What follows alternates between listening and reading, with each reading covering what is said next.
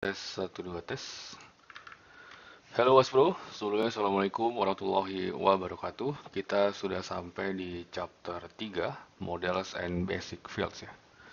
Oke, tapi sebelum kita berjibaku dengan chapter 3, untuk di chapter 2 ini sebenarnya ada yang ketinggalan ya. Kalau kita lihat di bagian manifest ya, file manifest dari estate itu ada satu bagian yang kurang karena atributnya hanya name dan application. Tapi kalau diperhatikan baik-baik, di bagian exercise ini sebenarnya dia ada tambahan di only necessary framework module for now is base ya.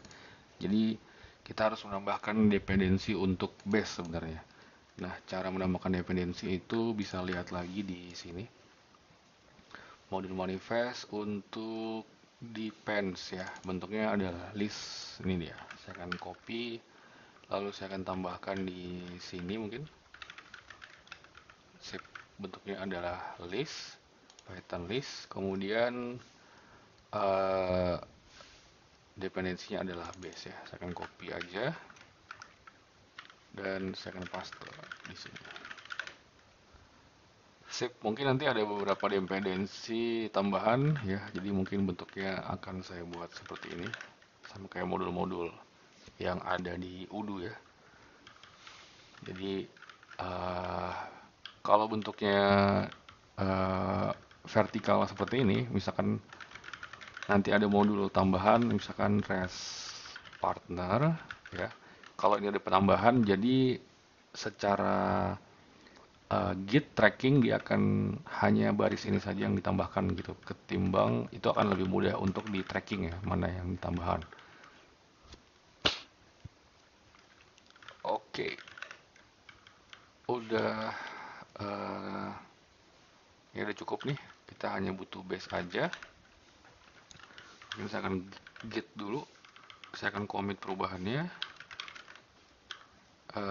Add base depends. Sip. Oke, kita balik ke chapter 3. At the end of the previous chapter, we were able to create an Odoo module. However, at this point, it is still an empty shell which doesn't allow us to store any data. Ya, dia hanya empty cell yang kita tuh nggak bisa store data ke dalamnya ya. In our real estate module, we want to store the information related to the properties. Di real estate module kita ingin dapat menyimpan informasi yang berelasi seperti untuk properties ya, properties informasi yang relate dengan data-data properties. Misalnya seperti nama, description, price, lalu living area dan sebagainya ya, di database ya. Di Udo Framework provides tool to facilitate database interaction. Jadi di Udo ini juga sudah menyediakan tools untuk memfasilitasi interaksi dengan database. Before moving forward in the exercise, make sure the estate module is installed. Oke, kita sudah install ya. Estate module, nah ini ya, statusnya kita udah install. Kemudian it must appear as installed in apps list. Oke, filternya pakai apps dan dia sudah terdeteksi gitu ya. Warning, do not use mutable global variables. A single Udo instance can run several databases in parallel within the same Python process. Distinct modules might be installed on each of these database, therefore we cannot rely on global variables that would be updated depending on installed modules. Oke, ini warningnya ya. Jadi kita tidak disarankan untuk menggunakan mutable global variables. Karena itu dapat diakses di instance yang berbeda ya. Karena Udo ini menggunakan single Udo instance can run several database in parallel. Oke, kita masuk ke Object Relational Mapping atau ORM biasanya disebut ya. Reference the documentation related to this topic can be found in the Models API. Kita akan buka. Manifest kita nggak perlu lagi. Ini juga kayaknya nggak perlu ya. Oke. Models fields are defined as attributes on the model itself. Oke, ini cara mendefinisikan model fields ya dan atribut-atribut ya. Oke, kita lanjut ke sini.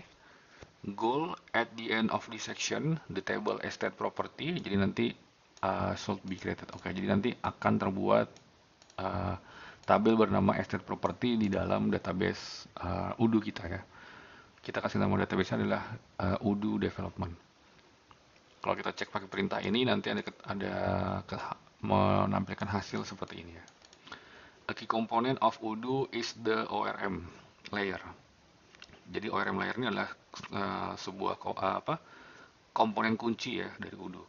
This layer avoids having to manually write most SQL and provides extensibility and security services. Jadi layer ORM ini atau business object layer ini itu membuat kita menghindari untuk sering berinteraksi dengan SQL secara manual ya, menulis SQL secara manual dan provides extensibility dan security services. Business objects are declared as Python classes extending model. Jadi business object misalkan kayak real estate gitu ya, itu kan sebuah bisnis. Nah, kita bisa anggap itu sebagai sebuah objek. Itu di-declare as Python class. Jadi kita mendeklar business object real estate itu sebagai sebuah Python class yang dia di-extending dari model ya. Jadi dia melakukan turunan dari model, which integrates them into the automated persistent system. Models can be configured by setting attributes in their definition. The most important attribute is underscore name ya. Jadi ini private attribute, which is required and defines the name for the model in the Udo system. Here is a minimum definition of a model. Nih, from Udo import models ya. Class, nah ini dia business objects ya. Test model yang merupakan turunan dari models model. Lalu dia ada atribut, ini private attribute, name, kita kasih nama sesuai dengan nama business objectnya yaitu test model. This definition is enough for the ORM to generate a database table name test model ya. Jadi dengan cara seperti ini sudah cukup untuk membuat si ORM mengerti kalau kita meminta untuk dibuatkan tabel bernama test underscore model. By convention, all models are located in a models ya, directory and each model is defined in its own Python file. Jadi sesuai aturan, semua model itu akan ditempatkan di dalam direktori yang bernama models ya. Dan setiap model itu defined its own Python file. Jadi setiap model itu kita definisikan di dalam satu Python file. Misalkan ada test model 2 gitu ya, itu harus di dalam file Python yang terpisah, jangan di dalam file Python yang sama dengan test model yang ini, kayak gitu ya. Take a look at how the CRM underscore recurring underscore plan table is defined and how the corresponding Python file is imported. CRM recurring plan ya, ini berarti ada di repository Udo sih, tapi saya malas lihatnya, kita skip aja. The model is defined in the file CRM models recurring plan. Oke, ini ada contohnya di sini kebetulan kita bisa buka. Jadi the model is defined, model-model itu didefinisikan di dalam ini dia file CRM model CRM recurring. Ini kita bisa lihat. Nah, ini dia. Jadi di dalam models, directory models itu di dalamnya ada model-model. Contohnya seperti recurring plan ini ya. Ini didefinisikan dalam satu file Python file. The file CRM recurring plan is imported in CRM model init. Oke, jadi file ini, si CRM recurring plan ini diimported di dalam init.py yang ada di dalam model. Ya. Kita bisa lihat CRM recurring plan. Nah, ini dia. Ya, jadi cara Python Udo mengenali file-file yang ada di dalam direktori-direktori ini itu dengan menggunakan cara seperti ini. Itu sebutnya Python package kalau nggak salah. The folder models is imported in CRM init.py ya. Tadi saya sudah jelaskan. Jadi folder models is imported, diimport di dalam CRM init.py. Oke, exercise. Define the real estate properties model based on example given in the CRM module. Create the appropriate files and folder for the estate property table. When the files are created, add a minimum definition for the estate property model. Oke, minimum definition ini adalah nama file ya, attribute files ini. Oke, jadi kita akan bikin folder yang bernama estate property table. Estate property table. Create the appropriate files and folder estate property. Berarti kita akan bikin directory bernama models ya, jamak. Bentuknya jamak. Models, oke benar ya, jamak ya, models. Kemudian di dalam models kita definisikan file underscore init underscore.py ya. Nanti di sini kita akan import file Python model yang kita bikin. Nah, kita akan bikin file model yang bernama karena kita mau buat model bisnis bernama estate property, jadi kita kasih nama ini estate property table ya, estate property.py. Sip. Kemudian kita definisikan isinya, yaitu dengan cara from udo import models, kemudian class estate real estate property turunan dari model. Oke, baru atribut minimalnya adalah name, estate property. As minimum definition for the estate property model. Apa seperti ini ya? Sebentar ya.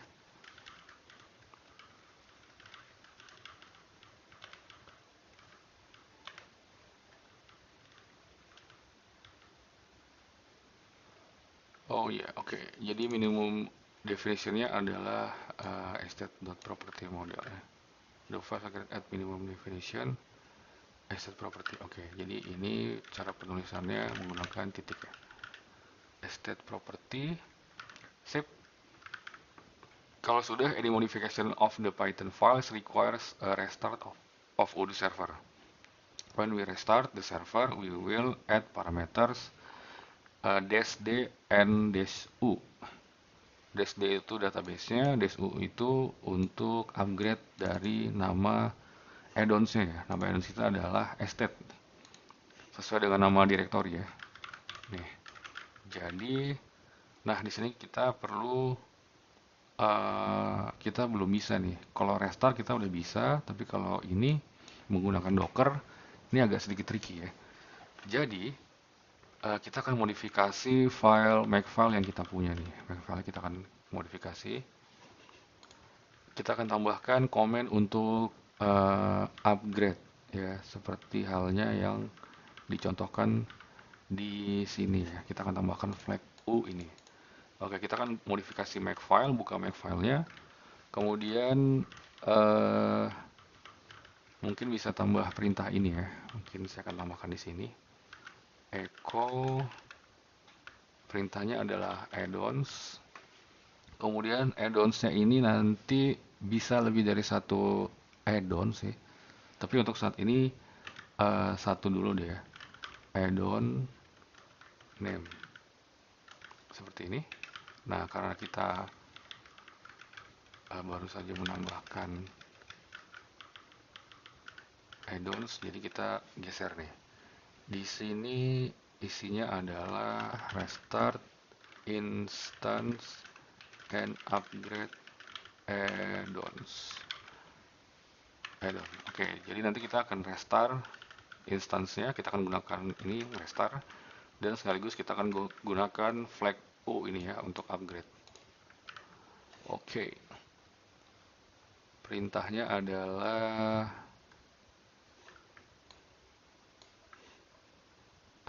perintahnya itu seperti ini ya. Kita akan taruh di bawah sini add-on. add-on, add-ons. Sebentar ya, add-ons ini kayaknya lebih better kalau dia hmm, bisa multi add-ons ya. Jadi nanti bisa banyak nih. Estate atau eh, single, maksudnya bisa lebih dari satu add-ons ya kemungkinannya. Tapi sebentar. Mau add-ons atau add-on aja.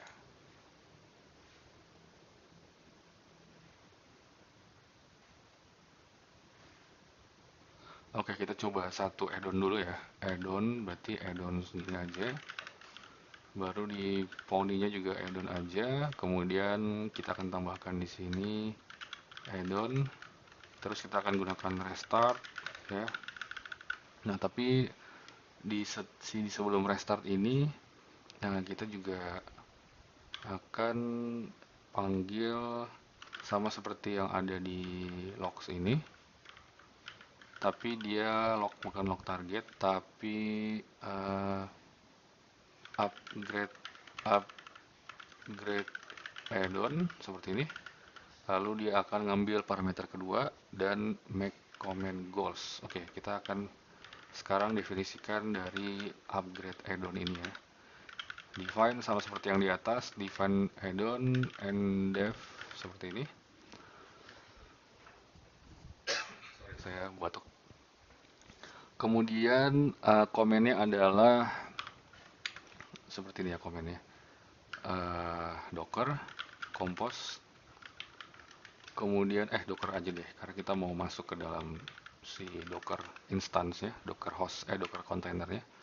Docker exec it, kita akan masuk ke dalam docker containernya. Kemudian nama kontainernya dari dockernya yaitu container udo ya. Save. Kemudian nah kita akses udo ya, jadi ini adalah aplikasi udo-nya. Kemudian kita definisikan database hostnya. Database hostnya itu adalah diambil dari kontainer DB. Kemudian ambil database-nya yang kita gunakan di web aplikasi, berarti web DB name. Kemudian R ini kalau nggak salah user ya. Ambil di namanya udo ya, kontainer udo. Lalu W ini kalau nggak salah password ya. Ambil juga namanya adalah kontainer udo. Kemudian baru kita gunakan flag U yang tadi ya. Flag U baru nama dari modulnya. Nama modulnya adalah kita ambil dari atribut yang dibawa di komen. Seperti ini ya. Terus udah itu aja. Nah, kita akan coba dulu ya. Make muncul nggak nih? Add-on name. Oke, sip. Kita akan coba make add-on, terus nama add-onnya adalah estate. Docker compose restart. Oke, berhasil ya. Docker exec. Oke.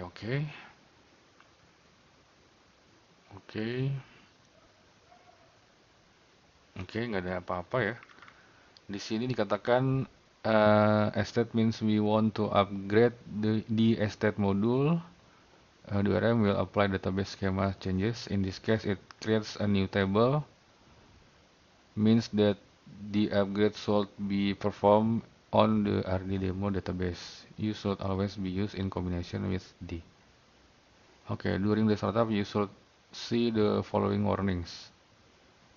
RD demo models, the model estate property has no description. Apakah ada? Nggak ada ya. Apa kita harus refresh dulu ini?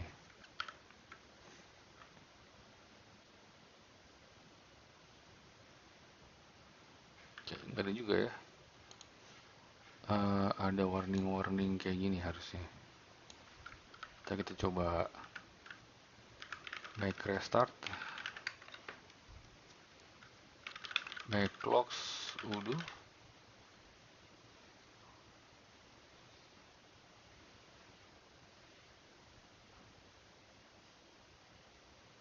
Ini hanya ada warning untuk undo modul missing license key. Oke. Udo addons bus model bus. Addons estate.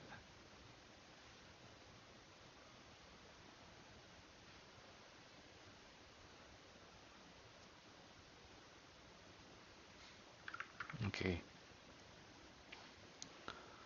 Ini berarti goalsnya adalah warningnya hanya satu ya. Oke, ini ada keterangan nih. Halo access key real estate to user. Oke, berarti real modul real estate benar sudah di-upgrade. Kita akan coba cek ke PSQL ya. Make PSQL. Oke. Lalu kita akan cek database untuk estate property. Property. Oh, belum ada ya. Property. Did not find any relation name estate property. Oke, ternyata dia belum ada. Sebentar, estate property. Oh, sebentar. Sorry, kita belum import nih ke dalam file init.py. From import estate property. Kita belum import. Kemudian kita perlu import directory models ini di dalam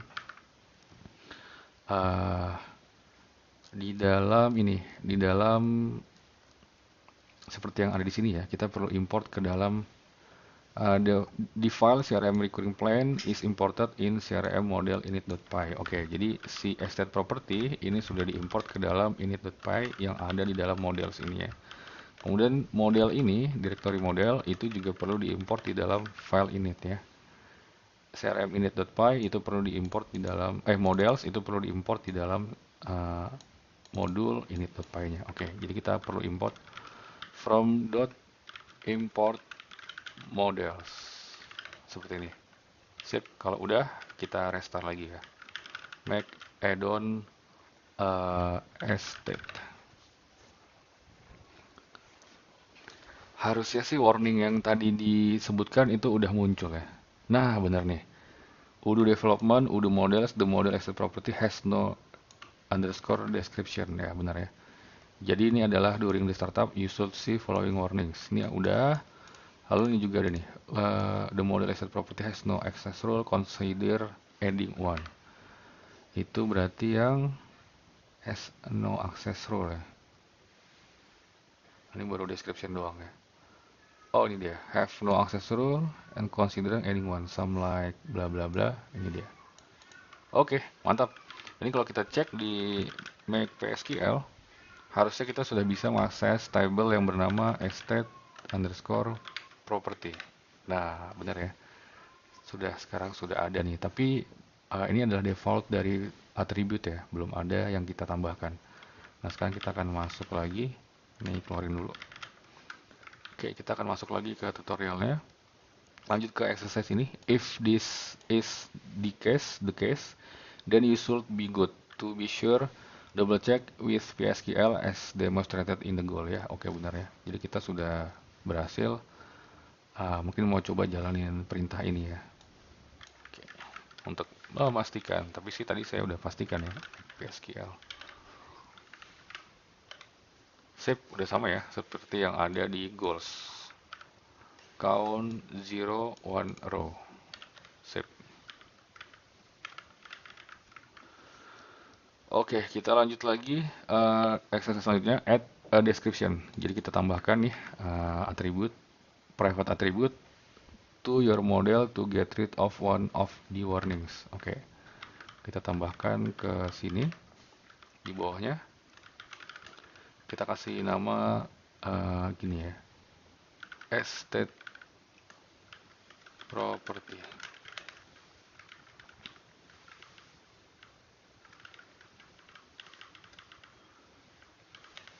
Estate property ya, benar ya.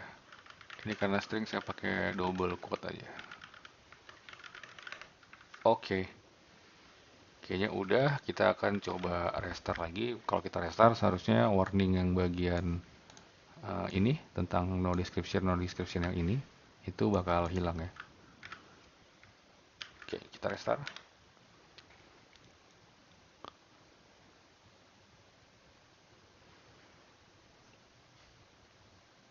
Sip, warning yang description udah hilang. Sekarang tinggal warning yang uh, no access rules ini ya. Tapi nanti kita akan tambahkan sambil jalan. Kita lompat ke model field sekarang, lanjut. Reference di documentation related to this topic can be found in this fields API. Fields API. Oke, ini adalah fields yang bisa digunakan di dalam model ya. Object relational mapping. Oke, ada parameter, ada class. Oke. Lanjut dulu. Fields are used to define what the model can store and where they are stored. Fields are defined as attributes in the model class. Nah, ini fieldnya ya, bentuknya seperti ini. Dan kita juga perlu import fields ya. Oke. The name field is a character which will be represented as a Python Unicode string and a SQL varchar. Oke. Kita coba definisikan ya. Name, kita berarti perlu import yang namanya fields.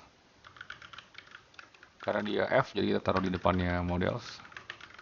Kemudian kita kita gunakan di sini name untuk mendefinisikan fieldnya. Tidak menggunakan underscore ya di depan, karena kalau ini namanya private attribute, ini adalah atribut yang digunakan sebagai identitas dari class. Tapi kalau yang ini digunakan untuk kita membuat field ya, field di dalam database maksudnya. Jadi nanti di dalam tabel stat property nanti ada field yang bernama name. Ini kita gunakan fields.char baru kosongan aja ya. Kita coba seperti ini. Nah, sekarang kita akan restart modulnya.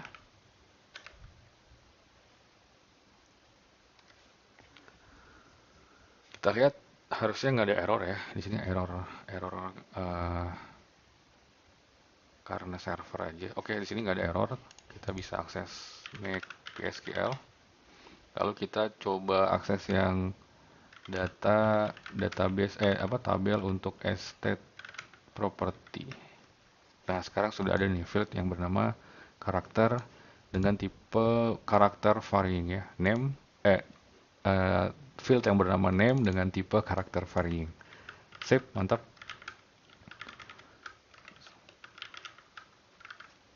Lanjut sekarang ke types ya.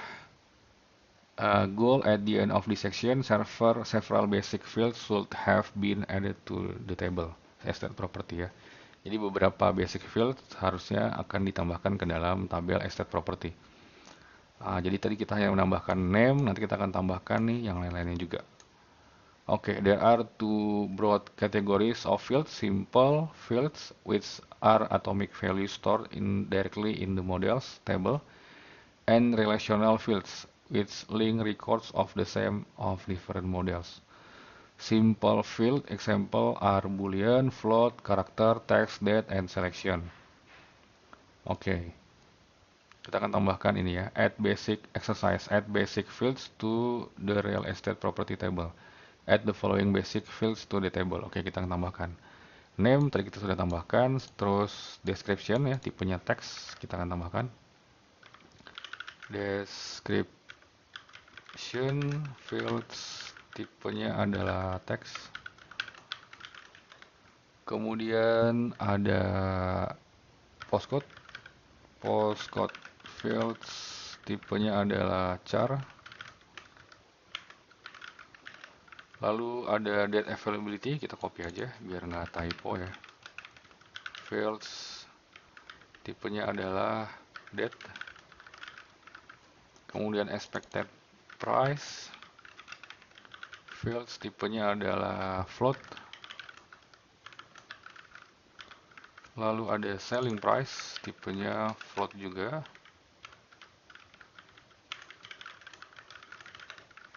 Kemudian ada bedroom, tipenya integer.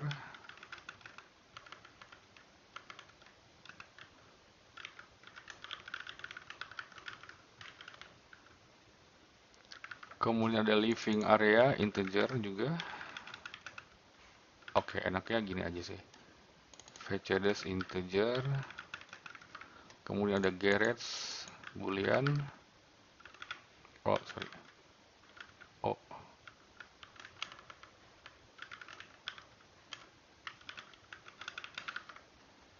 garden.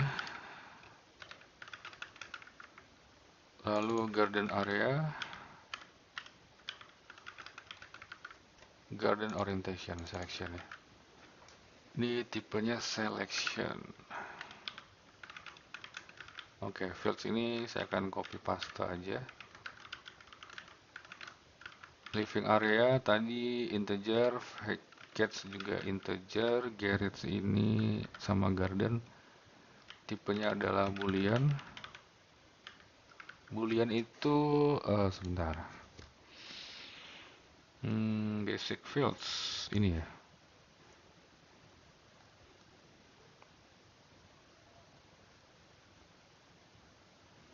Datetime relational basic fields. Field char boolean ya. Oke. Boolean. Garden juga boolean. Garden area integer. Kemudian garden orientation itu selection ya. Selection itu float, kemudian integer, binary, image, monetary, selection. Oh, selection berarti tipe datanya selection ya. Oke. Fields selection. Oke. The garden orientation field must have four possible values: north, south, east, and west. The selection list is defined as list of tuples. See here for example. Oke. Dia merupakan dia punya 4 possible values ya. North, south, east, sama west. The selection list is defined as a list of tuple. Ya, kita lihat contohnya di sini.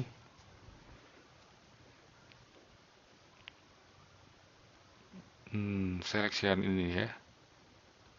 Oke, ini dia. Kita ada selection, lalu isinya array, lalu di dalamnya tuple dengan masing-masing value seperti ini ya. Oh, ini mungkin untuk value yang disimpan di database, ini untuk yang ditampilkan ke depan. Oke, kita copy aja ya. Kita copy untuk mempermudah proses definisian biar nggak typo. Oke, pertama ada north, itu berarti north. Oh, ini kayaknya lebih praktis kalau saya buat seperti ini.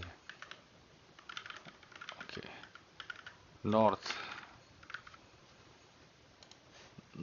south, east, west.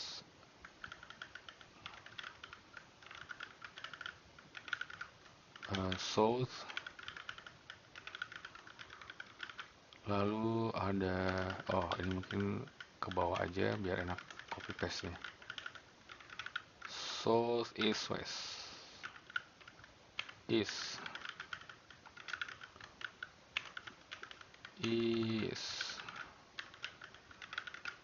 west. Sip ya. Jadi selection bakal kayak gini. Oke, kalau sudah kita fields are added to the model, restart the server with u-state. Oke. Dia punya, kalau nggak salah nih, di sini juga dikasih keterangan bahwa kita bisa kasih nama string ya, size string encapsulate. Oke. Kalau dari contoh ini ada ini nih. Ada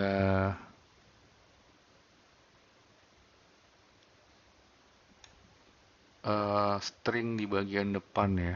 Ini mungkin untuk terutama untuk yang tipe data yang bukan yang biasa ya. Oke, kita akan lanjut dulu deh. Kita akan lanjut dulu untuk posisi yang sekarang. Kita restart. Make add-ons as state.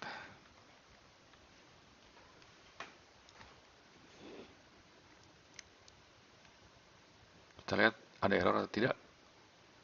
Oke, sip, nggak ada error ya. Kita bisa masuk ke PSQL. Lalu kita bisa inspect di tabel estate property. Nah, sekarang sudah ada nih tambahan untuk atribut atau field yang lain ya, seperti name, bedroom, living area, dan tipe datanya juga sudah sama.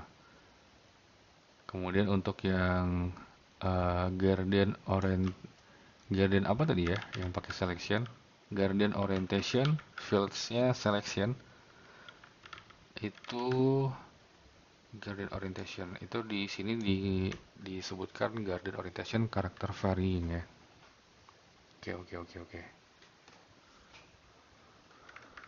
Oke. Connect to PSQL and check the structure of the table estate property. You will notice that couple of extra fields were also added to the table. We will revisit them later. Kayak gini ya tadi. Guardian area orientation juga udah sama. Sip. Sekarang masuk ke common attributes. Goalnya at the end of the section, the columns name and expected price should be not nullable in the table asset property. Nanti bagian atribut name dia ada tambahan not null ini ya. Expected price-nya juga. Much like the model itself, fields can be configured by passing configuration attributes as parameter. Jadi kita bisa tambahkan parameter di dalam fungsi char ini ya. A string ini default field name, dia akan didefinisikan sebagai field name. Ini udah secara default, jadi kalau kita nggak definisikan, dia bakal sudah langsung didefinisikan. Required, ini juga defaultnya false. Jadi kita perlu mendefinisikan secara eksplisit ya. Ini disebutnya kalau nggak salah parameter named parameter ya, atau ya, kalau nggak salah named parameter kalau nggak salah. Kita langsung eksekusi. Untuk name, dia punya required equals to true ya. Kemudian untuk satu lagi di bagian expected price. Expected price. Ini dia. Required true.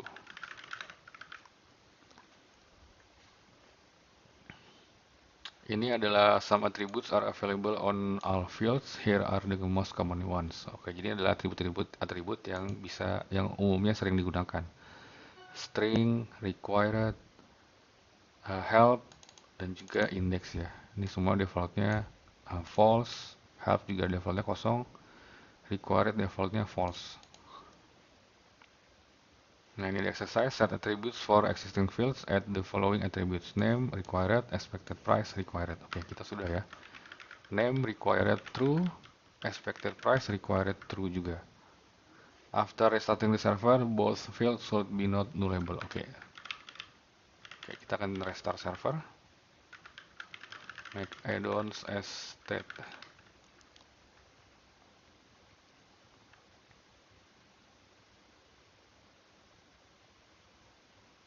Verifying fields data, registry loaded. Sip, nggak ada error. Make PSQL. Inspect tabel, estate property. Sekarang name sudah ada not null dan juga expected price juga sudah not null. Sip, mantap. Automatic fields. Reference the documentation related to this topic can be found automatic fields. Ini adalah automatic fields, berarti ini adalah fields yang ditambahkan secara otomatis oleh si ORM-nya ya. Dia ada ID dan juga display name. Kita bisa cek ya. Berarti ID ini adalah eh, field yang otomatis ditambahkan oleh ORM. Juga display name sih, tapi di sini nggak kelihatan ya. Oke. You may have noticed your model has few fields you never defined. Ya, oh ya benar. Kita nggak nyadar nih kalau misalkan tabel kita tuh udah secara otomatis ditambahkan field-field ini nih, ID, created UID, write UID, create date sama write date. Odoo creates a few fields in all models. These fields are managed by the system and can not be written to, but they can be read if useful or necessary. Ini ada ID. Ini tujuannya untuk unique identifier for a record of the model. Kemudian ada create date, creation date of record ya tujuannya. Lalu ada create UID itu tujuannya untuk user who created the record. Jadi untuk menyimpan data siapa yang membuat data ini ya. Write date, last modification date of the record. Jadi untuk menyimpan data modifikasi terakhir dari data tersebut. Lalu write UID untuk siapa yang menyimpan modifikasi terakhir dari data tersebut. Oh, ini tujuannya buat history. Oke, keren. Now that we have created our first model, let's add some security. Ini ada catatan, tapi kita bisa skip dulu ya. Oke. Untuk yang chapter 3, udah sampai di sini aja. Kita sudah menyelesaikan chapter 3. Chapter 3. Oke, saatnya kita buat commit ya. Ini ada tambahan baru. Ini juga ada tambahan Makefile baru. Oke, kita tinggal commit. Git commit. Chapter 3. Chapter 3 ya, benar ya. Oke, save. Tinggal di push origin main.